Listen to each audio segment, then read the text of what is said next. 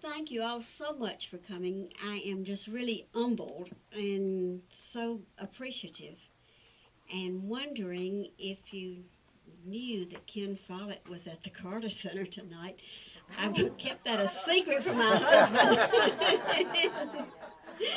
So I'm so glad to see you here. I really, really do appreciate it. 5 years ago, I started working on this book. 5 years ago this month. Rick Bragg had just affiliated with the University of Alabama. I went running down there to tap into whatever I could to work with Rick. And he wanted to do something with some magazine articles, to package some articles to sell. And my assignment was an article about poverty in Alabama. And with that, I set up a meeting at a sandwich shop. A woman that I did not know. She came running in. She worked at court, and she came running in with a briefcase in her hand and was hurrying from court. She started to tell me a story about having come to the shelter herself as a victim of domestic violence, but part of her being a victim was the poverty that she was forced to live in, and the cabin that she lived in across the state line in Tennessee that she had hammered together herself had no power, no telephone. Her husband refused to work for legal reasons. Those of you who have been in the newspaper business or do any kind of writing know that I had to speak to the man who had abused her in order to let him, given the opportunity to refute what I was being told.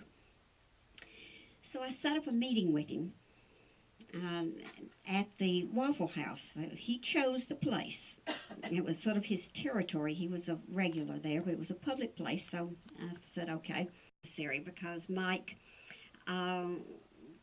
was perfectly fine in talking with me. He smoked a lot and he drank a lot of coffee, but he admitted everything and didn't hold back at all. And with that, I had what I needed for the story. I want to read to you, if I can manage microphone and glasses and book all at the same time. I want to read just a couple of pages here.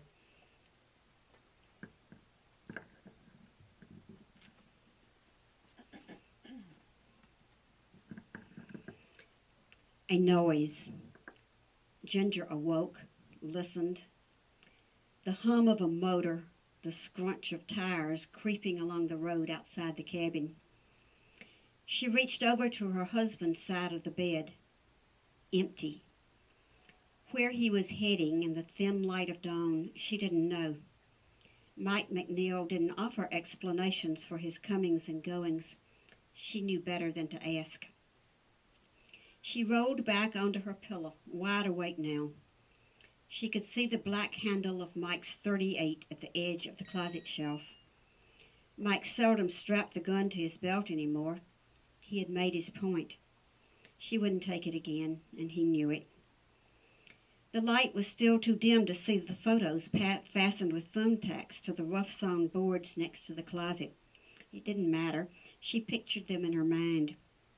She and Mike had squeezed into the metal kiosk at the truck stop that day and posed fast before their quarter ran out. Mike had just trimmed his beard. It was a good memory. Birds chirped outside. Time to rise. She rolled out of bed.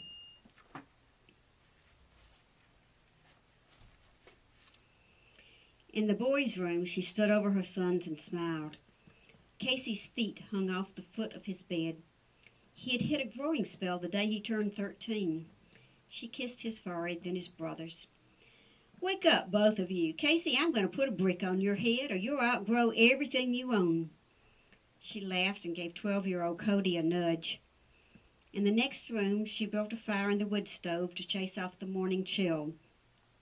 Atop the stove, water for coffee heated in a blue enamel pot while the last of the oatmeal cooked in a dented stewer. The boys would have the oatmeal. She wasn't hungry. She laced up her boots and trudged up the hill to milk the cow while they ate breakfast. An ordinary morning at the cabin in the woods where she lived with Mike and their 2 sons. Nothing different, or ominous. Nothing to suggest that before noon, Ginger would make her escape. I'm going to back up just 1 minute. I read a sentence a minute ago. I nearly got, well, nearly teared up then. I'm about to now. An ordinary morning at the cabin in the woods where Ginger lived with Mike and their 2 sons. Nothing different or ominous. Nothing to suggest that before noon, September 29th, the year 2000, 10 years ago today, Ginger made her escape. And tonight I'd like for you to meet Ginger.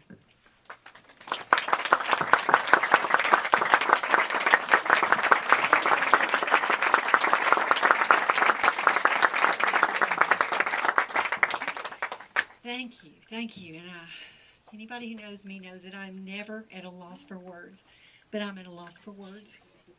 I can't tell you how honored I am to be here tonight and that I had the blessing to get to come. It wasn't until just about a couple of weeks ago that I told Jennie that I would be able to be here. And it's just amazing to me that without any design whatsoever that this day fell on this 10-year anniversary, and that this book offers so much hope, and it sheds so much light, and that Jennie was able to take so much information and condense it down into this nugget of a story that will just keep you on the edge of your seat. But Jennie did a phenomenal job of writing it. And when you read this book, I want you to pay attention to the details that she is so intricately woven into this story. Because there are going to be things that you will understand about domestic violence that you have never understood before. And that, to me, is what makes me applaud her. She is an incredible writer. She's done an incredible service. And if you don't believe it, just remember this, that without any design, 10 years, that nice round day of 10 years, from the moment that I drove away to this moment, 10 years. This was bigger than all of us. Is that when I started writing the book and Ginger was going to tell me her story, Mike got in touch with me and he said, if she's going to talk, so am I. So his story is also in the book, and Mike has a story. There's something there worth hearing in his words. He never is sorry about anything he did. He would do it all over again. There was no remorse. But he has a story.